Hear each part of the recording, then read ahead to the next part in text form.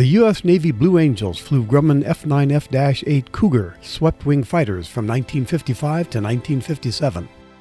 Caption materials accompanying this film dates it to July 1956 at Naval Air Station Quonset Point, Rhode Island. A scattering of parked aircraft on the ramp includes twin Beechcraft, a Douglas DC-4 or R-5D transport, a Grumman Albatross amphibian, and a Douglas Invader bomber. At the end of the film, a crash truck demonstration includes spraying foam. I'm Fred Johnson for Airailimages. Thank you for watching the Airailimages channel. If you will hit the subscribe button, you will help us as we continue our archival search for more vintage films.